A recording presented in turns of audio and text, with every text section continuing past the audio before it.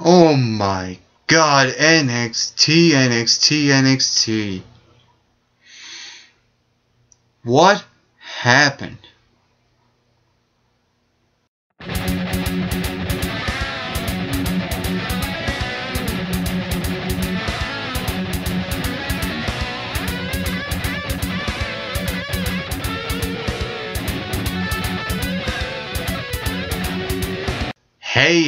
Hey, what's up and how's it going, all in my beers? I'm so glad that you have took your time to spend with me right here today on the Make Rock and Bolt Wrestling Review Show. I'm your co-host, Mike McRock Wilson, and last night was NXT from the Full Sail University in Orlando, Florida. And I thought, overall, this show last night was not a great show. It was a well below average NXT episode, and for very good reasons. There was a lot more negatives than there were positives. But what I will do for this review is get to the positives first. And the first thing that happened on the show, how the NXT kicked off, was Triple H, the COO of WWE, coming out and announcing not only does the WWE Network launching on February 24th, but on February 27th, he announced that NXT will go live on the WWE Network. Now I'm wondering, does that mean that NXT will keep up with Raw and SmackDown and have the shows actually live on the spot? Or is this a case of TNA Impact Wrestling where they do tapings and they air them at a certain date? That's I'm 50-50 split on that, but comment down below, what do you think about NXT going live on February 27th on the WWE Network? So I'd like to hear your thoughts and opinions about that. And now, getting into the matches on NXT. The first match on the card was Adrian Neville versus Tyler Breeze, and I thought this was the match of the show. It was a great show-stealing match, and I thought that Tyler Breeze, really improved in the ring last night. I was liking him a lot more than I was Adrian Neville, even though Adrian Neville looked really great in the match. There were a lot of moments between these guys when they were back and forth in the ring. It just turned into gold, I think, in my opinion. Case in point, early on in the match, where Tyler Breeze was outside the ring and Adrian Neville was about to do something over the ropes outside the ring, what does he do? He teases Tyler Breeze and flips back, does these weird flip-flop maneuvers and goes back into the ring. It's like you see something out of a video game, and little things like that from Adrian Neville really impressed me. That shows his athleticism. He looks like a gymnast in the ring, and it shows. And like I said, this match was absolutely outstanding.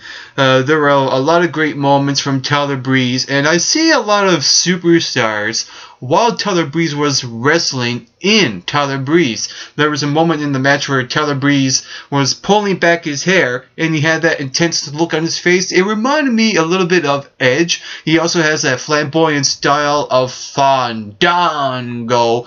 And he also had a moment where Adrian Neville was on the apron and Tyler Breeze went for a springboard dropkick, and it looked like something out of Chris Jericho. So he has all these guys like Chris Jericho, Fandango, Edge, and those guys all wrapped into one. And I like that combination of Tyler Breeze, and for some strange reason, he's still not getting the crowd reaction that I'm hoping that he's getting, even though it's starting to come in fruition. He's still getting that Breeze's gorgeous chants. I don't know if the NXT crowd will get past it, but, you know, at least they're giving Tyler Breeze something with someone who's established himself as a top babyface on NXT, and hopefully he gets that response. The response is coming but he needs to do more heel things in the ring. Even though he was great in the ring, I think that Tyler Breeze needs to do more bad guy like stuff. And I'm surprised that how the match ended, Adrian Neville winning clean with the Red Arrow. I was looking to see Tyler Breeze somehow cheating to win, maybe using the ropes to win, or the tights, or count out, or disqualification, or something along like that to continue this feud, because it did start with the lumberjack match, with the whole thing of Tyler Breeze trying to put Adrian Neville back in the ring, and he slaps him, and so I thought they were going to build more of a story between these guys and have Tyler Breeze win very uncleanly like. So that was the only other nitpicky issue I had, but overall, this match was absolutely incredible. And then this show starts to decline. And it all started with CJ Parker going one-on-one with Jason Jordan. And this match was just a jobber squash match written all over it. CJ Parker beats Jason Jordan in like 2 or 3 minutes, maybe not even that, and that's basically what it was. It was a jobber squash match that didn't last long at all. It was not all that great, and even though Jason Jordan looked actually really good in the ring, that match should have been a lot longer to see Jason Jordan's full potential, to see what he can do, because he was actually looking good. And they should have let that continue in that match. And they just treated Jason Jordan like crap. And I'm surprised he even had an entrance as well. He has his basketball theme, and he had the jersey up on the screen with the big J. You know, things like that look great. So why on earth would NXT treat him like crap anyway when he had an entrance? It does not make logical sense. And on top of that, the audience doesn't even resonate with CJ Parker's gimmick, this whole Moonchild Woodstock 69 type of thing where he comes out dancing, does this 1-foot stomp going to the ring, and he does this whole spin around on his chest, and then does this whole weird looking dance, and the audience is not responding at all, and they just don't know what to make of it. So the logical thing the audience will do is either boo the guy or not respond at all. You can hear a little bit of cheers, not at all, very much, but it needs to resonate more with the fans, and it's just not working. And that's why this match, I think, was absolutely horrible. It was not all that great, and it declined it even further.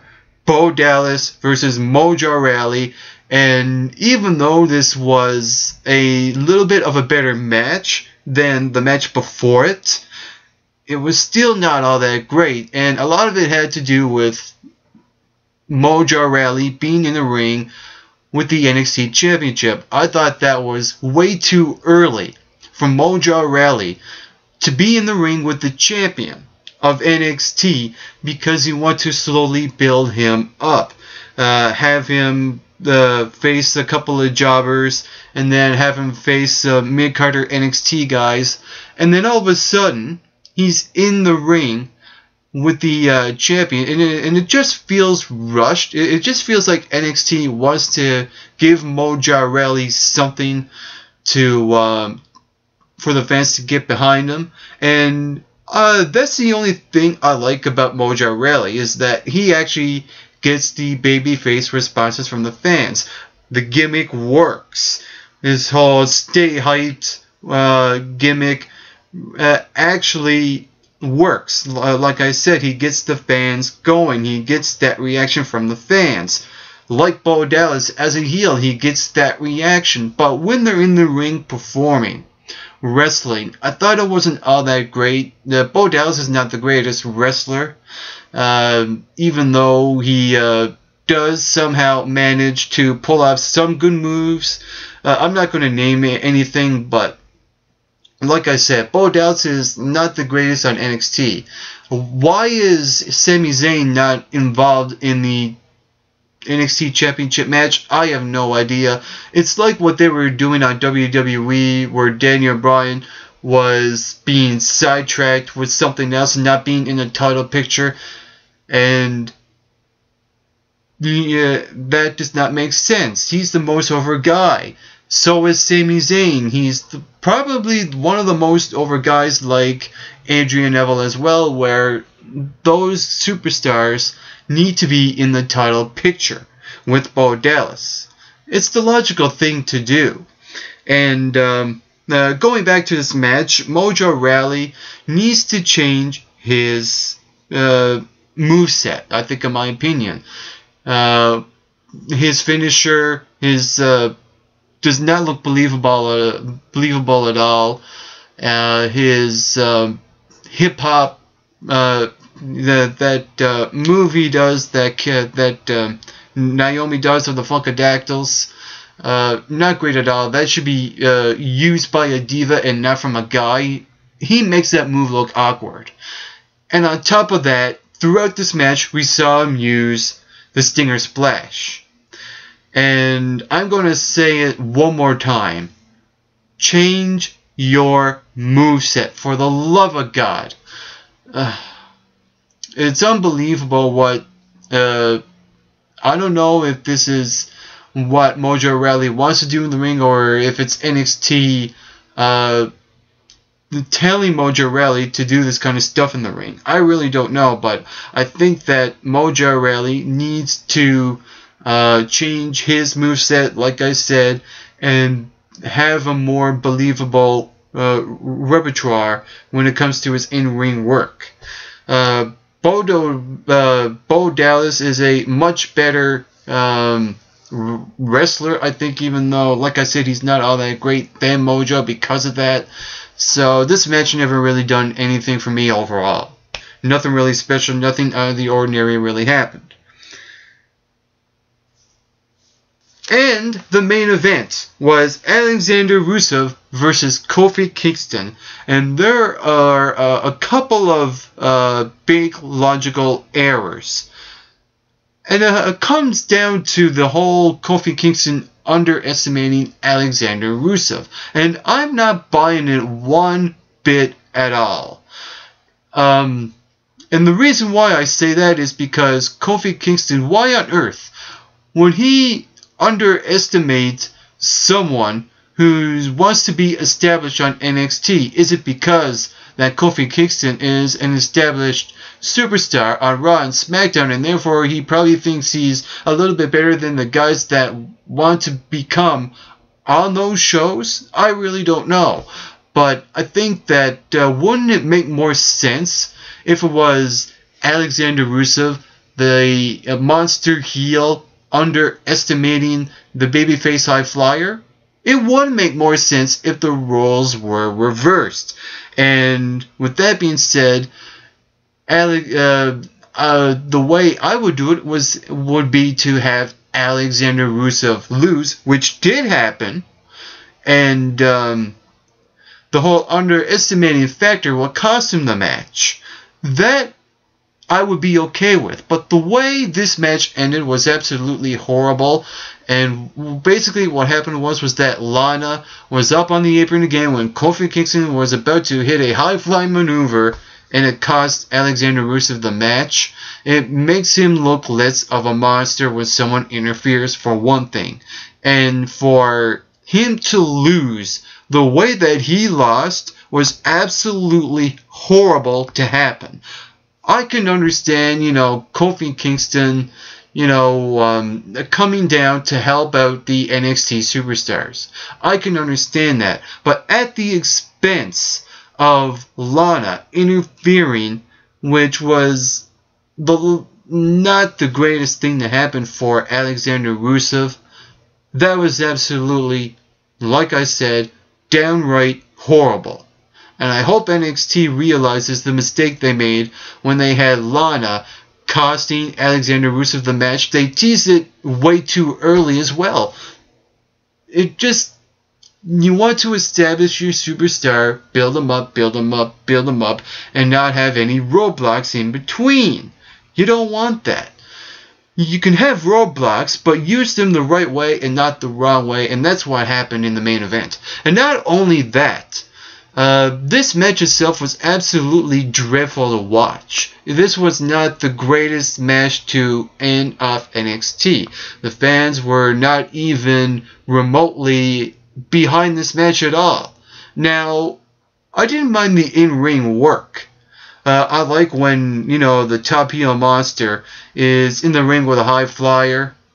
It's a great combination. And I thought they were performing well in the ring. The problem was that the fans weren't responding at all to this match. And it kind of started when Alexander Rusev started to do this. The "Feed me more," and then the audience started chanting "Feed me more," and then they started chanting Goldberg, and then it just went horrible after that. They started chanting "This match sucks." They started chanting "We want tables." They even started to do the waving. You know when the audience is bored when they chant random things. And that was the most horrible thing to happen when NXT closed off. Not only that, there was not a lot of variety on the show. There were no backstage segments at all. There were no divas on the show. Wouldn't it make sense for at least someone, Paige or Emma, backstage to help build up their match in the future on NXT? Of course it would. And like I said, this show needed more of a variety. All this was 4 straight matches with no backstage segments, and overall, this show absolutely sucked. But like I said, there were some great things. There was that opening where Triple H came out, and you can tell when Triple H is out there in the NXT ring, he shows his passion when he's talking on the microphone, and he's really happy about his project of NXT. I can totally understand that, because really, if you were working on a project and it's looking really great, you would be really happy about it. And the audience really gave back to Triple H as well when they were cheering him. And people can harp on, Triple H is supposed to be the heel authority figure and they're cheering him.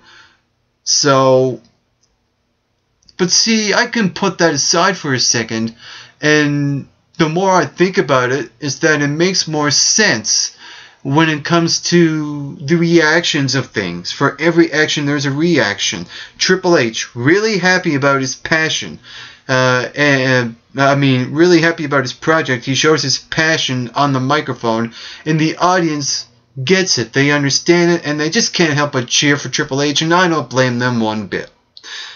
And with all that being said, the first match on NXT was absolutely great, and I mentioned why it was great in this review. And then it just went downhill from there. And there you have it. That was my review of NXT. What did you think of the show last night? Comment below and let me know. You can also follow MRB Wrestling Reviews on Twitter. Subscribe to us on Facebook and like us on YouTube. I know I got that mixed up, but what the heck. And to all you viewers watching, get plenty of rest and always do your best.